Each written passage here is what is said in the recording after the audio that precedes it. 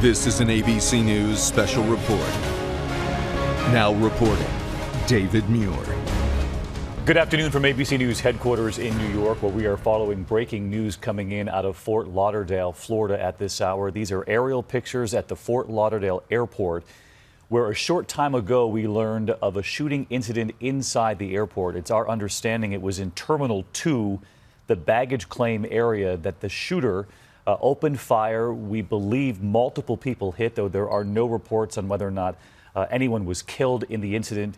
Authorities do believe that the shooter is in custody. That's early word coming in, and my chief investigative correspondent Brian Ross sitting here at the desk with us following these developments. We do believe this shooter is in custody, Brian? That is the report, David, with, as you say, multiple injuries, no indication of how serious those injuries were. It did take place in the last 45 minutes or so at Terminal 2 in the baggage claim area.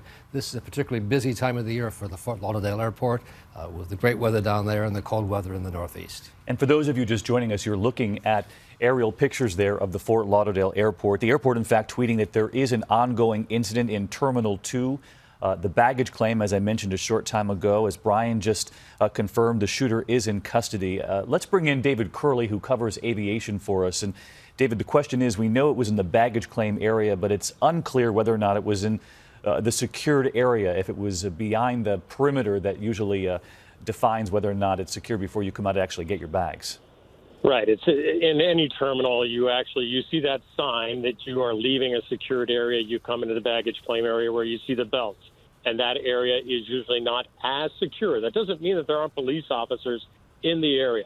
And these terminals at Fort Lauderdale are kind of between the runways, and they're two is one of the larger terminals that they have there in Fort Lauderdale. So there could have been a number of people who were collecting bags there as well, David. And we see the people actually congregating there, it would look like next to the plane on one of the jet bridges. Just look at the sheer number of people there, not to mention what the scene must be like inside the airport. I want to bring in Pierre Thomas, our senior justice correspondent, who's also following developments as they come in. Pierre, what have you learned? Well, I've been on the phone with senior Homeland Security officials. They're trying to get additional information from the airport.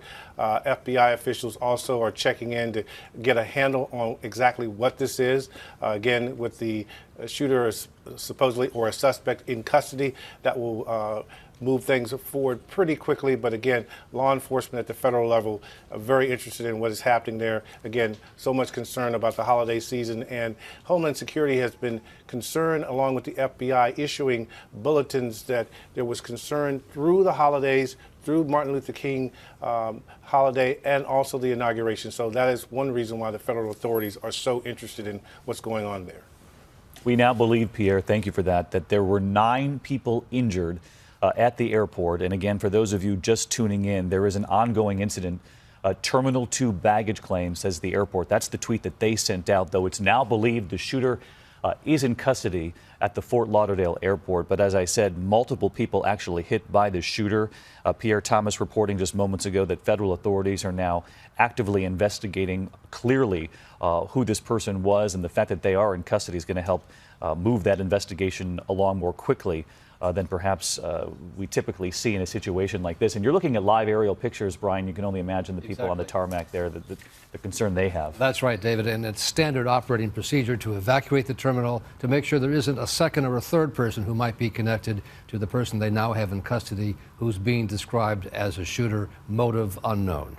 But we should point out, Brian, that at this point, no information leading us to believe there was more than that one particular shooter, though that is an immediate question they will ask. That's right. Again, 9 people believed to have been shot at the Fort Lauderdale airport this afternoon. It is unclear the extent of their injuries. If anyone perhaps died in this incident, they have not confirmed that yet. They will only say 9 injuries reported after a shooting there at Terminal 2 in the baggage claim area. We do not know whether that was in the open area when you're allowed to walk in and actually greet family members or loved ones when they're getting off of a flight, or if it actually happened beyond that demarcation where security begins, where you're coming off of a flight before you even get to your bags. Obviously, we'll learn more about that. You can see there's some movement now. Perhaps they're allowing people to now go back to the airport. But again, the shooter is in custody. Multiple people shot. Fort Lauderdale. 9 is the number they're giving us right now, and we'll continue to stay on this story. You can follow it all afternoon at abcnews.com, and of course we'll have team coverage tonight on World News Tonight. Until then, good day. This has been a special report from ABC News.